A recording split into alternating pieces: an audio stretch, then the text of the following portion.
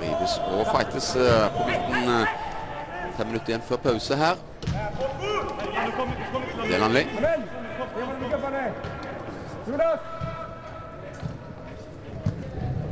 Og et innlegg i boksen. Brukbart gjort det av Delanley. Fra trengt posisjon. Sokolovski.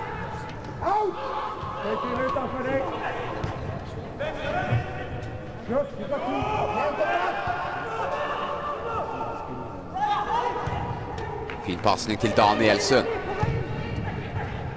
Görlitz. Nevland tok opp den til Berisha, som skyter utenfor.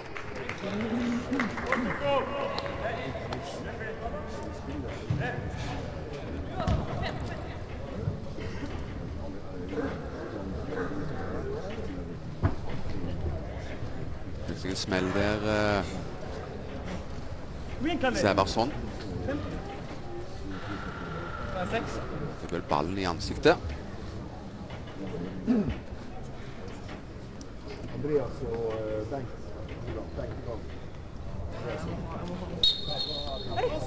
Stopp ikke! Stopp han!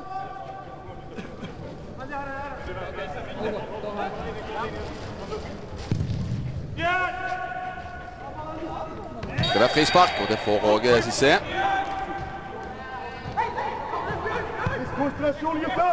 Så skal ta den hurtig Diaz. Kom igjen, kom igjen. Hold konsentrasjon, gutta nå! Spill fotball, gutta nå!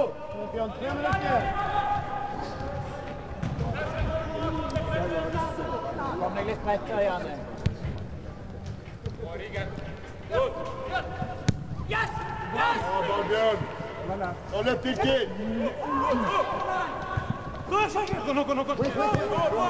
Sokolovski. Sånn, ja! Mer sentrale virkning utover omgangen. Se på ballvirken!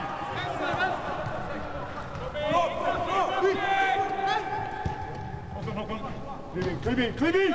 Kom bak! Bra! Nevland jager keeper og tvinger frem en feil. Fra Jonsson blir kast høyt opp i banen.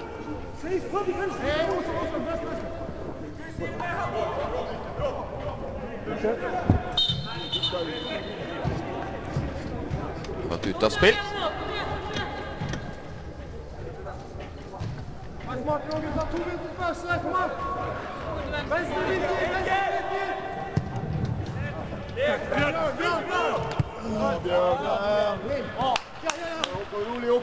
Skogseid i duell med Olsson, som kommer seg fri. Det er godt gjort av kantspilleren. Og til Cissé. Kommer seg forbi Christian Landu Lande.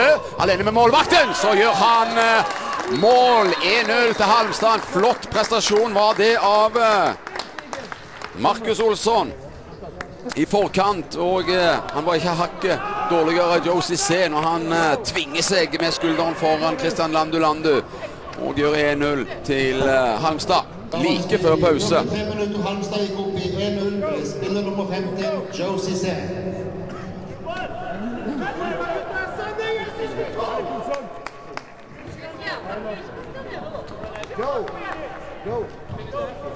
Skogseid taper duell der med motstand i forkant.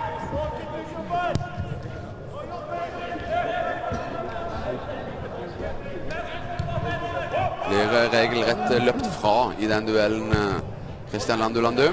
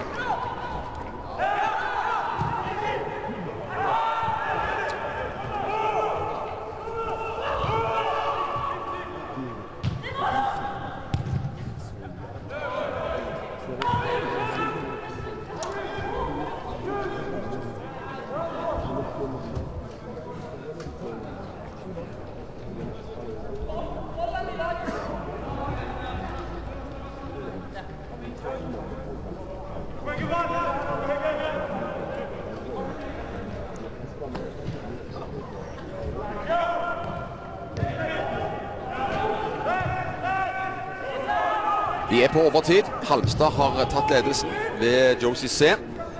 Fin skåring var det. Man kan selvfølgelig sette spørsmålstegn til forsvarsarbeidet til Viking, men la oss berømme laget som produserer en fin skåring. Olsson igjen. Ja, forsøker å skyte på direkten, vanskelig. Han er i ubalanse.